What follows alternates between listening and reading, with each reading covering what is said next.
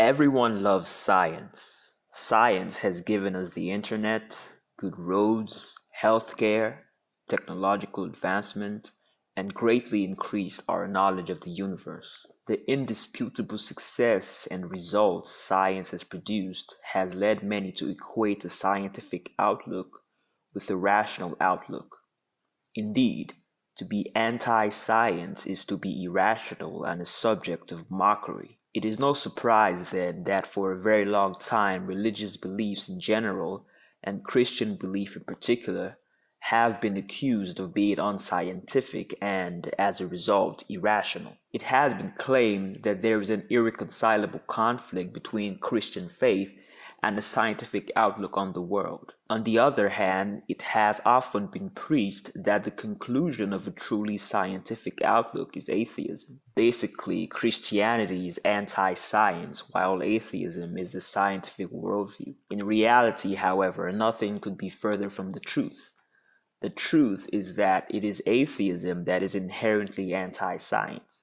By this I mean that atheism is antithetical to scientific inquiry and scientific knowledge.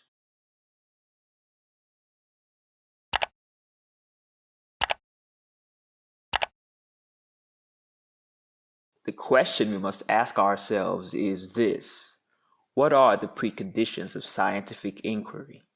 That is, what must be true about reality in order for scientific inquiry and scientific knowledge to be possible? Well, one thing that is crucial to the success of science is the orderliness of the universe. The universe must exhibit sufficient orderliness in order for scientific inquiry to be possible. Order, as commonly conceived, is characterized by regularity, uniformity, constants, and predictability. These are terms many of us would use to describe the universe, and these are things that are required for the success of science. When a scientist performs an experiment, for example, and he gets a particular result, that experiment would be useless if he performs it again and gets a totally different result under the same conditions. In order to discover truths about how the world works, there must be a certain level of stability and order in the universe. The antithesis of order is chaos, and chaos is defined by unlimited possibility. If anything can happen, then there is no order in the universe. If I drop a ball from a height, and one time it goes down, another time it turns into a squid, and another time it goes up, then there simply is no order. There is no uniformity, regularity, or predictability. If the universe is orderly, then some events must be ruled out. There must be some things that are impossible. And if something is impossible, then there must be something else that makes it impossible. For instance, square circles are impossible because of laws of logic, and perpetual motion is impossible because of the laws of physics. Impossibility entails that possibility was ruled out by something, and that something must be necessary. So in order for there to be impossibility, there must be necessity. If it is impossible for a ball to turn to a carrot when I kick it, then there must be something necessary that rules out that possibility. The important question then is what provides a necessity important for an orderly, science-conducive universe? The general answer given to this question has been laws of nature. Laws of nature have commonly been thought of as explaining the regularity and orderliness of the universe. When we ask why it is impossible for fishes to fly, the answer given will ultimately appeal to laws of nature. So if laws of nature are necessary for the possibility of scientific knowledge, we must be able to account for them. We have already established that to prevent a chaotic universe, laws of nature must be necessary. But the question immediately arises as to what grounds their necessity and also what kind of necessity they possess. We should first note that whatever necessity the laws of nature possess, it is not as strong as logical, metaphysical, or mathematical necessity. Philosopher of science Mark Lang explains the sense in which laws of nature are necessary when he writes, and I quote, For example, take the fact that any two positive or negative electric charges repel each other. Because this regularity holds as a matter of natural law,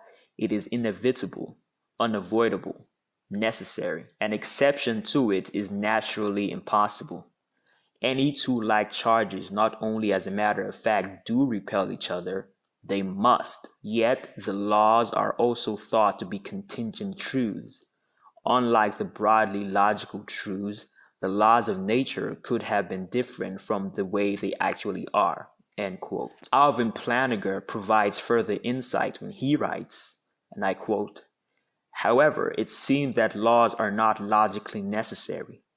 It seems logically possible that, for example, there may be a pair of particles that do not attract each other with a force inversely proportional to the square of the distance between them, even if Newton's inverse square law is indeed a natural law. It seems possible that God accelerate an object from a speed slower than c, the speed of light, to a speed greater than c. Still, that this doesn't happen seems necessary in some way, causally necessary, as people say, or nomologically necessary. But what kind of necessity is that? Logical necessity we know and love, but what is this causal or nomological necessity?"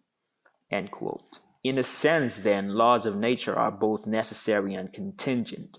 Laws of nature are necessary, but not as necessary as logical truths, since they could have been different than what they are. The challenge with accounting for laws of nature is achieving the balance between their necessity and their contingency. Contingency without necessity, as we have already pointed out, would lead to a chaotic universe which is not conducive to science.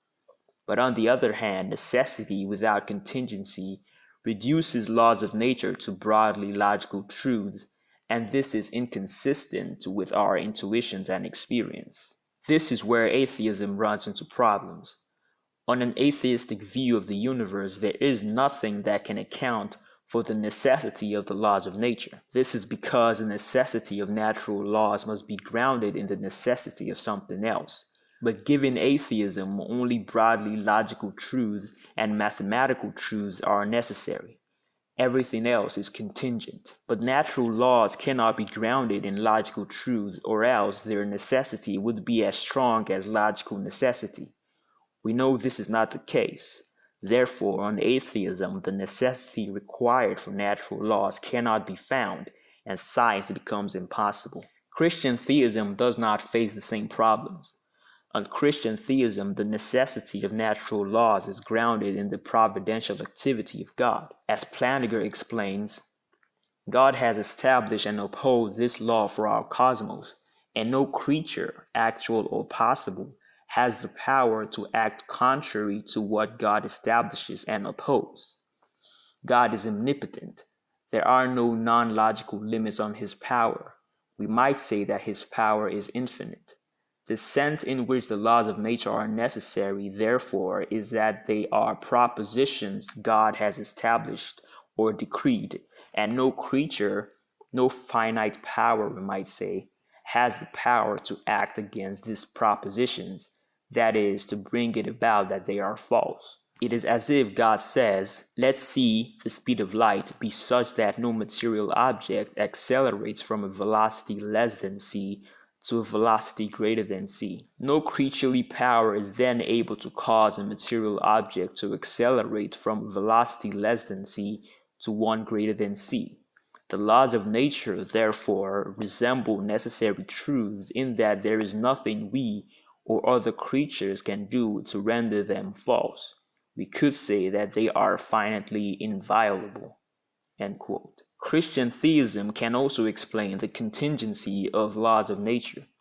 Laws of nature are contingent because God could have decreed different laws. He was not obligated to create and uphold the world with these laws of nature.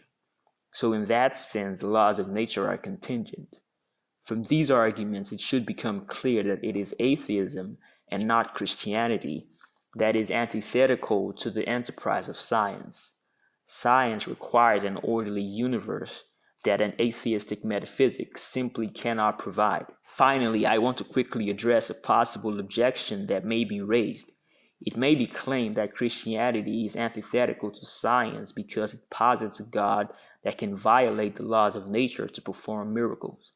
A few things can be said about this. First, given the account of natural laws that was proposed earlier, miracles should not be thought of as violations of laws of nature. Since laws of nature are simply expressions of God's providential activity, miracles are not violations in any meaningful sense. But one can still ask how miracles differ from the normal providential activity of God. Dr. Chris Bolt provides a helpful answer. I quote, "Miracles are distinct from ordinary providence. It's just that miracles stand out from the normal operations of nature in accordance with the providence of God.